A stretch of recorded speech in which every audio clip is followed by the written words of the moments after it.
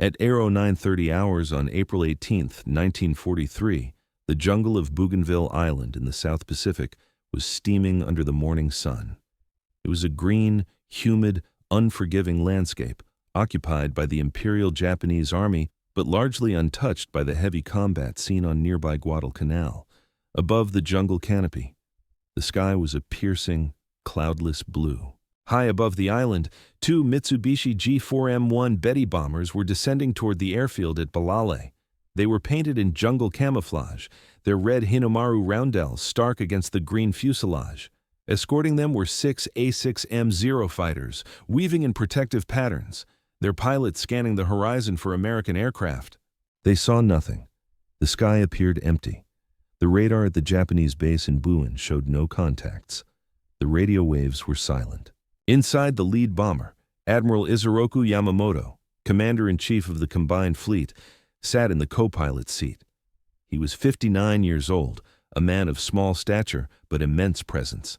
He was the architect of the attack on Pearl Harbor, the deity of the Imperial Navy, and the most hated man in America. He was wearing his dress white uniform because he was on an inspection tour to boost the morale of his troops.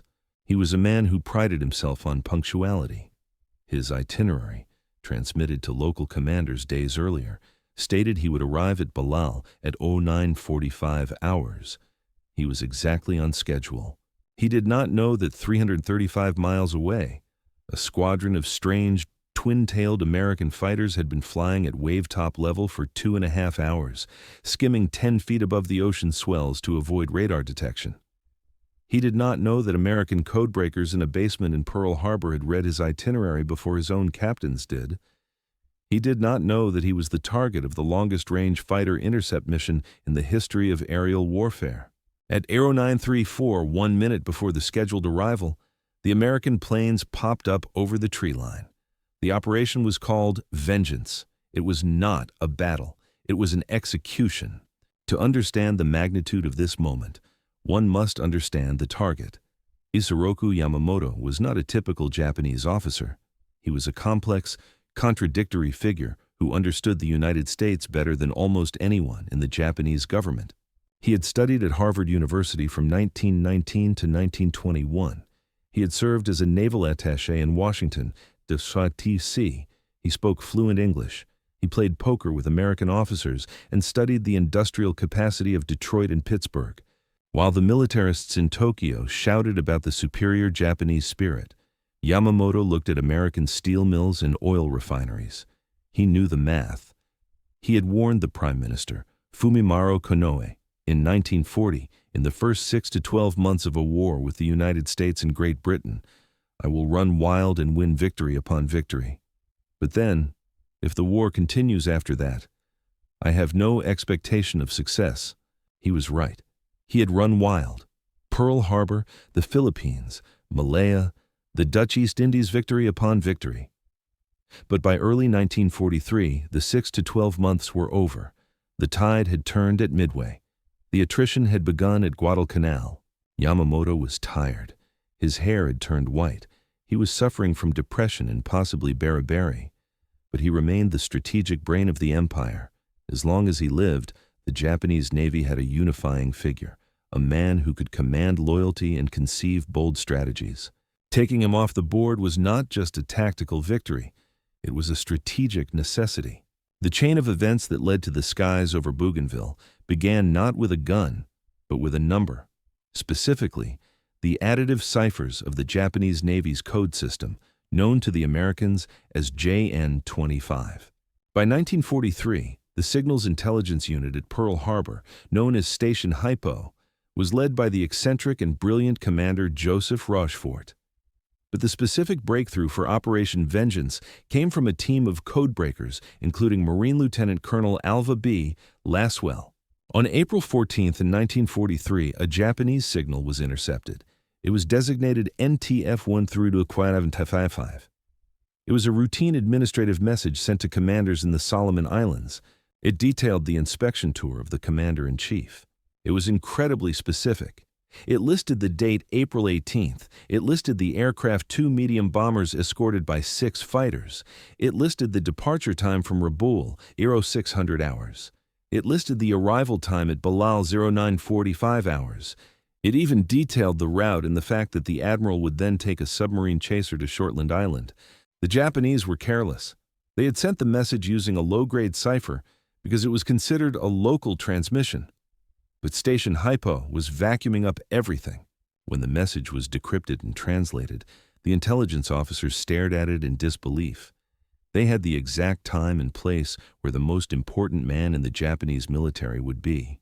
The intelligence traveled up the chain of command at lightning speed, from Station HYPO to Admiral Chester Nimitz, Commander-in-Chief of the Pacific Fleet. Nimitz faced a profound ethical and strategic dilemma. First, was it legal targeted assassination of a military leader was a gray area in international law. In war, you kill enemy combatants, but specifically targeting a named individual commander was unusual. Second, and more importantly, was it worth the risk? If the Americans shot down Yamamoto's plane, the Japanese might realize their codes were broken. If they changed the JN-25 code entirely, the Americans would lose their most valuable source of intelligence. The silence of the radio waves might be more damaging than Yamamoto's survival. Third, was Yamamoto worth more dead or alive? Some officers argued that Yamamoto was now leading Japan toward defeat. If he was killed, he might be replaced by a more competent, less tired commander. Or he might be replaced by a fanatic who would fight even harder. Nimitz consulted with his staff. The consensus was that Yamamoto was unique. He was the one man who held the Japanese Navy together. He was the one man the American public knew by name. His death would be a catastrophic blow to Japanese morale. As for the codes, they could craft a cover story.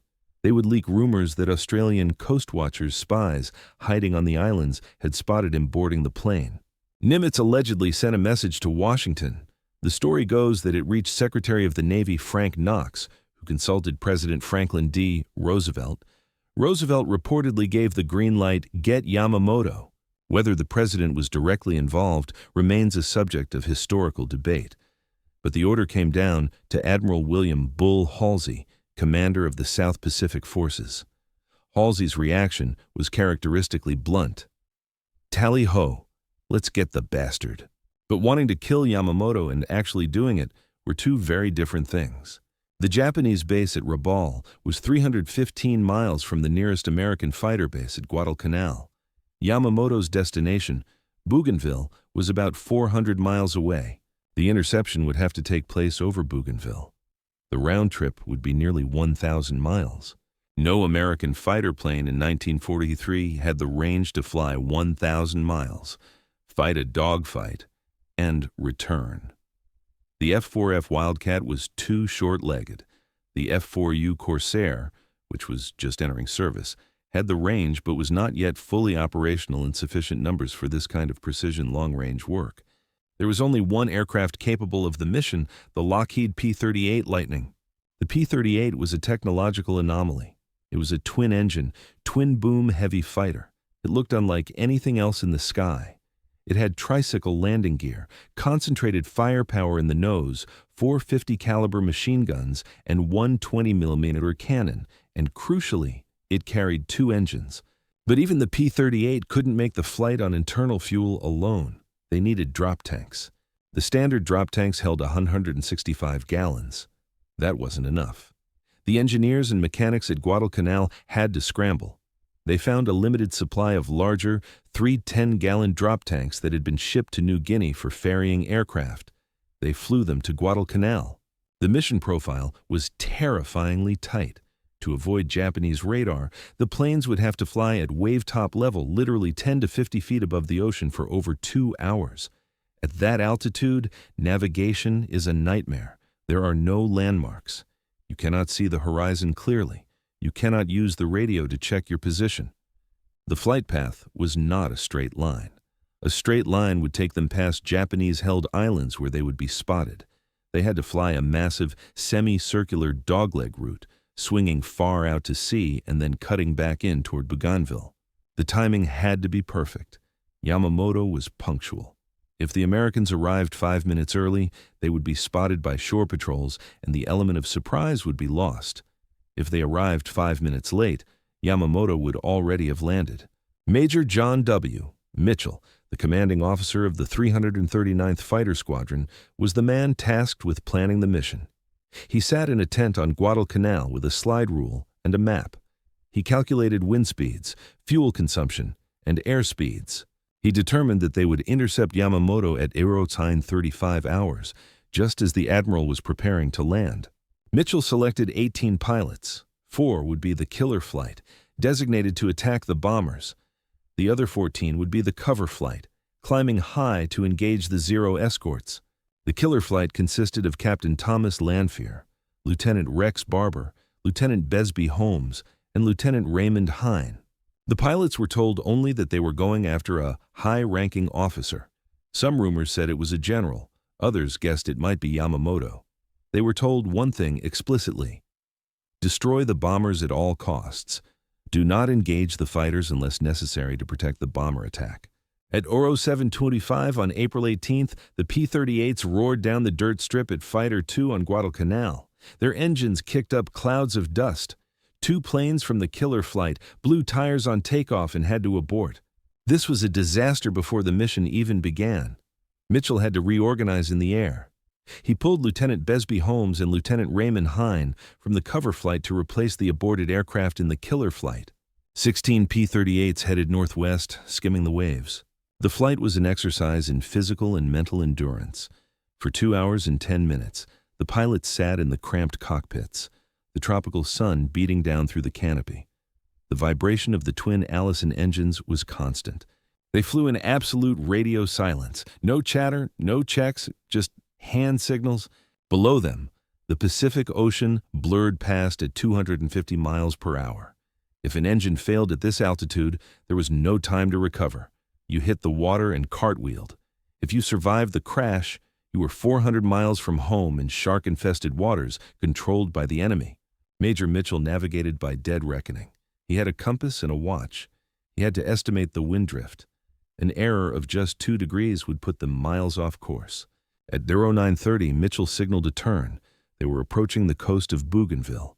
At 0933, they crossed the coastline. They began to climb. At 0934, Mitchell looked up. There, barely visible dots against the green jungle and blue sky, were 2 Betty bombers and 6 Zeros. They were exactly where the math said they would be. It was a miracle of navigation. 8, tally-ho! Someone broke radio silence. Bogies at 11 o'clock high. The element of surprise was absolute. The Japanese pilots were cruising comfortably. They had no idea they were being hunted.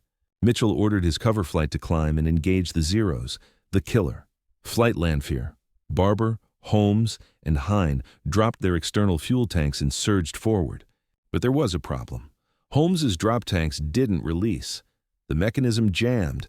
He couldn't fight with the massive tanks creating drag. He banked away to try and shake them loose. His wingman, Hine, followed him to protect him. That left only 2 planes to attack the bombers, Tom Lanphier and Rex Barber. 2 P-38s against 2 bombers and 6 Zeros? The Japanese Zeros reacted instantly. They saw the drop tanks falling and dove to intercept the Americans. Lanphier turned to engage the Zeros, violating the plan to ignore the fighters. He claimed later he was clearing the way. This left Rex Barber alone, driving straight at the bombers. The 2 Betty bombers dove toward the jungle deck, trying to lose themselves in the trees. One turned right, toward the ocean, the other turned left, toward the jungle. Barber banked his P-38 hard to the left, pursuing the bomber heading for the jungle. This was Yamamoto's plane. Barber came in from the rear quarter. He was flying so fast the jungle canopy was a green blur below him. He lined up the fuselage of the Betty in his sight. He squeezed the trigger. The P-38's nose armament was devastating. The 450 caliber machine guns and the 20mm cannon unleashed a torrent of metal. Barber saw pieces of the bomber's tail fly off. He corrected his aim, walking the tracers into the right engine and the fuselage. The right engine of the Betty caught fire. Smoke poured out. Suddenly, the bomber snapped to the left. It stalled. It flipped over. Barber pulled up hard to avoid colliding with the trees. Behind him, Yamamoto's bomber crashed into the jungle. A massive plume of black smoke and orange fire erupted from the canopy. There were no survivors. Meanwhile, the second bomber, carrying Yamamoto's chief of staff, Vice Admiral Motome Ugaki, was frantically trying to escape out to sea. Holmes, who had finally shaken his tanks loose, and Hine joined the fight. They, along with Barber, who had turned back, attacked the second bomber. They riddled it with bullets. It crashed into the water at high speed. Vice Admiral Ugaki survived the crash, along with 2 others, though he was badly injured.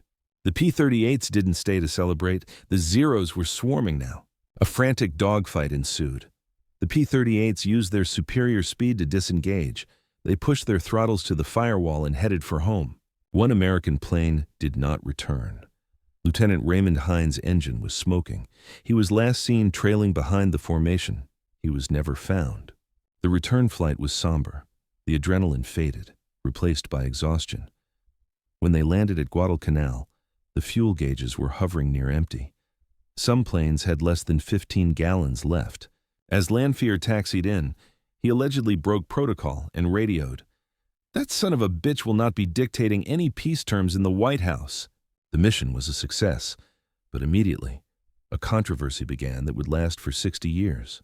Who actually killed Yamamoto? Captain Tom Lanphier claimed he had shot down the lead bomber. He wrote reports, gave interviews, and essentially claimed sole credit.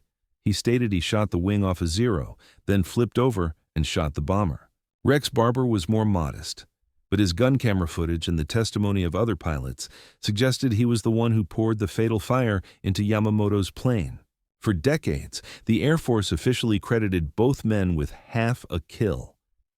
It wasn't until modern forensic analysis of the crash site and detailed reconstruction of the flight paths in the 1980s and 90s that historians concluded Lanphier's account was physically impossible.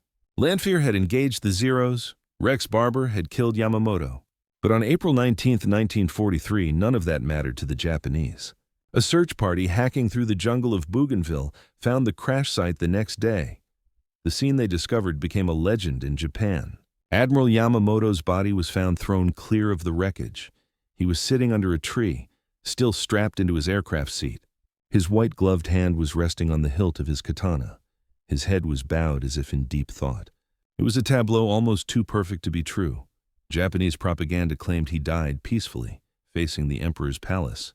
The medical autopsy told a different, more brutal story. Yamamoto had been hit by 2 .50 caliber bullets. One had entered his shoulder. The other had entered his lower left jaw and exited above his right eye. He had been dead before the plane hit the ground. The peaceful pose had likely been arranged by the initial Japanese search team out of respect for the admiral. The Japanese government kept the death secret for over a month. They were terrified of the impact on national morale. Finally, on May 21st, 1943, they announced it. The radio announcement was somber. The commander-in-chief of the combined fleet, while directing operations on the front lines in April, engaged in combat with the enemy and met a gallant death in a warplane. The reaction in Japan was devastation. It was comparable to the death of a president. Yamamoto was the psychological anchor of the war effort. In America, the reaction was a suppressed jubilation. The newspapers reported the death, but the government spun a story that civilian coastwatchers had spotted him boarding the plane. They had to protect the secret of the codebreakers. If the Japanese had realized that the timing of the interception was too perfect to be luck, they might have changed the JN-25 code. They did not. They assumed it was a chance encounter or that a spy had seen the takeoff. The intelligence war continued. The Americans continued to read Japanese mail for the rest of the war. Operation Vengeance remains the only time in modern history that a major power has openly assassinated a military leader of an opposing nation by air during wartime. It changed the course of the war not by altering a specific battle, but by removing the one man in the Japanese high command who understood the reality of the conflict. After Yamamoto, Japanese naval strategy became erratic, fractured, and increasingly desperate. His successor, Admiral Minechi Koga, was competent, but lacked Yamamoto's charisma and political power. The assassination also highlighted the terrifying shift in warfare. It was no longer just about strength of arms. It was about information. Yamamoto was not killed by a bullet alone. He was killed by a mathematical algorithm that deciphered his schedule. He was killed by the industrial capacity that could build a fighter plane with a 1,000-mile range. He was killed by the logistics that could move aviation fuel to a muddy island in the South Pacific. In the end, Yamamoto's own prophecy came true. He had run wild for 6 months, and then he had been crushed by the industrial and intelligence giant he had awakened. Today, the wreck of Yamamoto's Betty bomber still lies in the jungle of Bougainville. It is overgrown with vines, the metal corroded by 80 years of humidity. But the seat where he sat is still there, a rusting testament to the day the math of war caught up with the god of the Japanese Navy. Major John Mitchell, the man who planned the navigation, was awarded the Navy Cross. He later said that the hardest part was not the shooting, but the flying. To fly 400 miles at 50 feet above the water in total silence, knowing that a single degree of error meant failure, required a discipline that few pilots possessed. Rex Barber retired as a colonel. He fought for decades to have his record corrected, not for the glory, but for the truth. In 2003, the Air Force Review Board's agency officially denied his petition to be credited with the sole kill, sticking to the split credit to avoid tarnishing Lanfear's legacy. However, almost every aviation historian today agrees Barber fired the shots. The assassination of Yamamoto stands as a grim reminder of the personal nature of war. In a conflict involving millions of men and machines, the entire apparatus of the United States military, its spies, its codebreakers, its admirals, and its pilots focused its entire weight on extinguishing one single human life. And at Aero 935 on April 18, 1943, they didn't miss by a second.